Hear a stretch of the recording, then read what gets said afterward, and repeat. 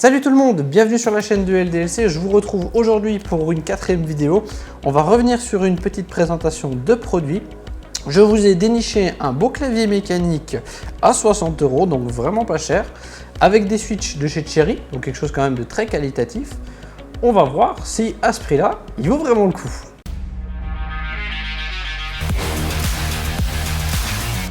Le clavier que je vous ai décoté du coup c'est le KM570 de chez G-Skill, donc un clavier avec des touches Cherry MX Speed Silver, donc quelque chose quand même d'assez qualitatif. Et encore une fois c'est un clavier qu'on retrouve à 60 €. En général dans cette tranche de prix là on ne retrouve pas des touches faites par Cherry. On va regarder ensemble, je vous propose qu'on le déballe sans plus attendre, si le reste n'a pas pris un coup au niveau de la qualité pour ce prix là. Alors... c'est un clavier qui est également équipé d'un rétroéclairage rouge touche par touche. Par contre, il sera juste rouge, il ne sera pas multicouleur. Ah, apparemment, de ce que je vois en anglais, c'est écrit dans la boîte que c'est un clavier qui dispose de la fonctionnalité macro. Donc, on peut enregistrer des touches sur son clavier directement pour avoir des raccourcis en fait. Donc, ça vous permet quand vous appuyez sur une touche, si vous voulez ouvrir un programme ou écrire rapidement un message pour enregistrer, vous pouvez avec cette fonctionnalité. On testera ça plus tard. Il y a également ici le manuel avec la garantie. Donc vous avez un petit truc ici. Ça sert en fait à enlever les touches quand vous voulez nettoyer le clavier. C'est plutôt pratique, ça permet de rendre les choses un petit peu moins embêtantes, on va dire.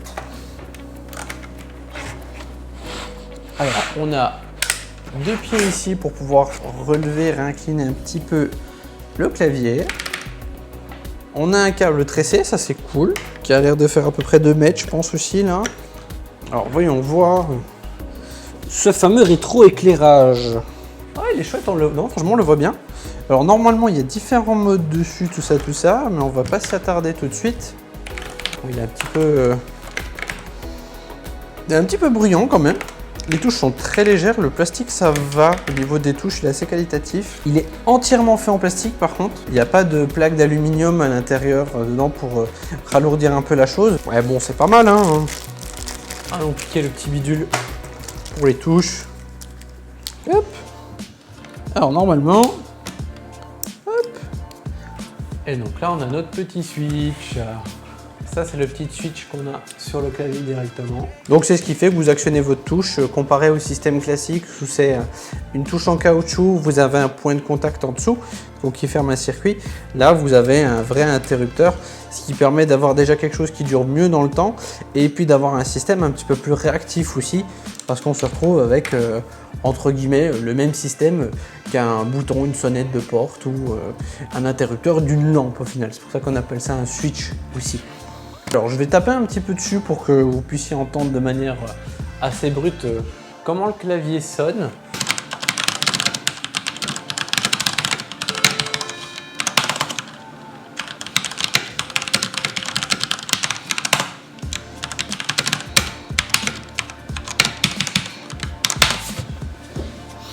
Ouais. Non, c'est plutôt correct. Ouais, donc au niveau du son, c'est plutôt sympa, hein, comme je disais, moi j'aime encore bien, j'apprécie encore bien, c'est moins bruyant que d'autres types de switch, donc de touches, qui elles font carrément un clic. Là on a vraiment juste au final le bruit du plastique qui vient taper contre le plastique entre la touche et le fond du clavier, donc c'est plutôt pas mal. Alors normalement il y a différents modes de couleurs, je sais pas du tout comment ça marche. Alors là je vois là on a mode, je suppose que ça va être là. D'accord, donc là j'ai juste mes touches ici qui sont éclairées, peut-être le mode gamers pour avoir juste vraiment ces touches de jeu principales. Puis encore une fois, ça c'est chouette ça. Là on a vraiment un balayage de gauche à droite. On peut changer normalement la luminosité du clavier. Là je l'ai éteint. Là je l'ai mis à fond. Alors là j'ai une horloge, je pense qu'à mon avis ça doit être pour pouvoir ralentir ou accélérer les effets.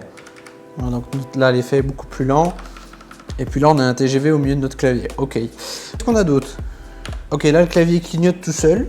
Pareil, donc on peut changer la vitesse, la luminosité. Alors j'ai une espèce de snake qui se balade partout. Là j'ai un autre mode où les touches s'éclairent une à une toutes seules. Ok, là j'ai quelque chose, quand j'appuie sur une touche, ça fait un peu une explosion. Bon, c'est sympa. Ok, là c'est quand j'appuie sur une touche, elle s'éclaire pendant un petit moment. Ouais, ok, pourquoi pas. À nouveau un petit peu un effet explosion, mais un petit peu différent. Quand j'appuie dessus, ça s'éparpille. Je vais essayer de le faire aller plus vite. Voilà, on peut le faire aller très vite aussi. Et là, normalement, je reviens voilà, à mon mode de base où bah, j'ai juste la lumière du clavier qui est allumée. Non, franchement, c'est plutôt pas mal. Alors, je trouve que bon, on est sur quelque chose qui est complètement en plastique, fatalement. Mais c'est assez qualitatif quand même. Après, ça reste un clavier de jeu. Donc moi, ce que je vous propose, c'est qu'on aille le tester en conditions réelles avec mes collègues. Alors du coup, le e-bar. Alors c'est juste là. Bon, bah on va aller voir Romain alors. Allez, c'est parti. Salut Romain. Salut Joris. J'espère que tu vas bien. Bah très bien, content de vous recevoir, nos partenaires LDLC. Eh ben avec plaisir, merci à toi de nous accueillir exceptionnellement. Donc un lundi, un jour où tu es fermé d'habitude. Tout à fait. Donc c'est pour ça qu'on n'a pas nos masques. On a fait les petits tests avant la vidéo. Je venais te voir parce que je voulais te ramener un petit cadeau. Waouh. Mais avant tout ça, est-ce que tu pourrais nous expliquer en une petite phrase qu'est-ce que c'est que le e-bar? Alors le e-bar, c'est une grande aventure depuis 2013. Avec mes associés, donc on a créé un lieu chaleureux, familial autour de la culture geek et du jeu vidéo, de l'e-sport. Vous venez au bar profiter d'une petite compétition de jeux vidéo sur grands écrans, partager un moment avec des copains sur les ordinateurs, autour d'une bonne bière, d'un burger, bien sûr la bière à boire avec modération, on peut le dire, toujours. ou des cocktails, des softs, etc. Et du coup, l'idée c'est vraiment de proposer des événements tous les week-ends, et on fait même des vidéos avec nos partenaires. Bah justement, tu m'as parlé que tu avais des PC, donc tu as ta petite arène de jeu là-bas. Justement, ce que je t'ai ramené, c'est en rapport avec ça. Donc, pendant que tu t'es absenté tout à l'heure, je me suis permis d'installer une petite dizaine de nouveaux claviers pour toi. Donc, en voilà encore un emballé rien que pour toi. Donc, c'est les claviers de chez G-Skill qui sont mécaniques. C'est des claviers que j'ai trouvé vraiment pas cher. Ils valent une petite soixantaine d'euros. Ouais, pour un méca. Je me suis dit que c'était plutôt cool. Donc, ce que je te propose, c'est qu'on aille avec Florian qui est derrière la caméra. On a justement profité des PC, aller jouer un petit peu, les tester. En récolter ton avis après, et puis s'il te plaît, je te propose que je te la laisse. Allez, c'est parti, allez, on y va.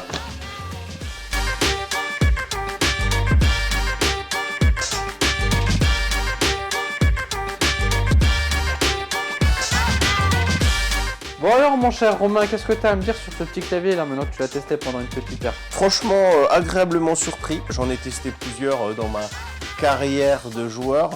Et déjà, niveau place, je trouve qu'il prend pas énormément de place pour les gens qui ont des petits bureaux ou qui veulent pas forcément avoir des claviers de 30 mètres de long. Je trouve les touches très smooth, c'est-à-dire c'est pas ce côté méca qu'on a l'habitude avec vraiment le clac-clac, c'est je dirais entre les deux. On sent bien les touches quand même, il y a, à la fin du toucher, on sent le petit clac. Franchement très bien pour le prix et la qualité.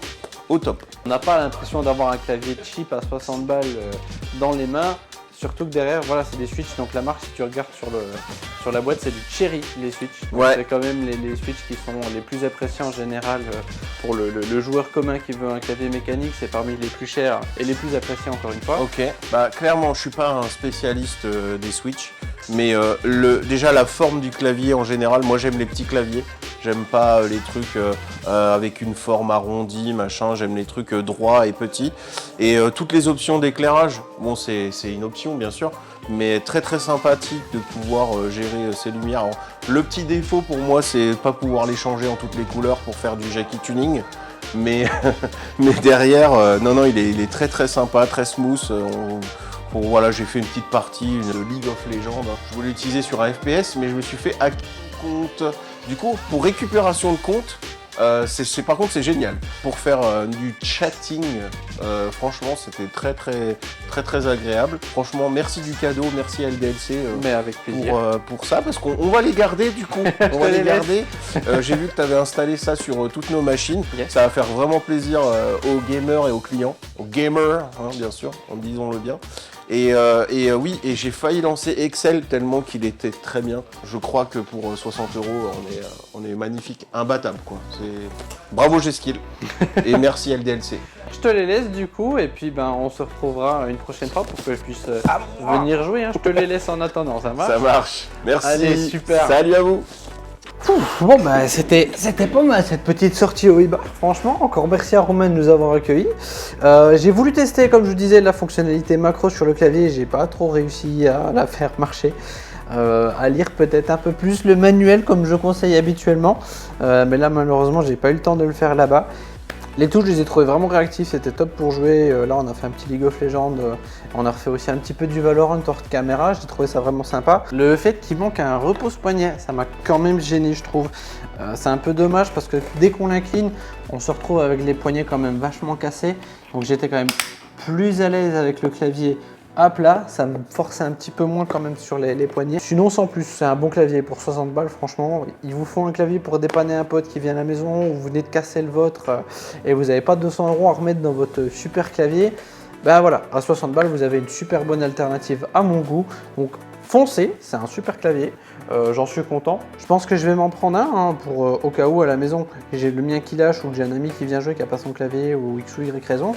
C'est toujours bien d'avoir un petit clavier de secours et là je trouve qu'à pas cher on a plus qu'un juste un clavier de secours, on a un clavier qui est super sympa.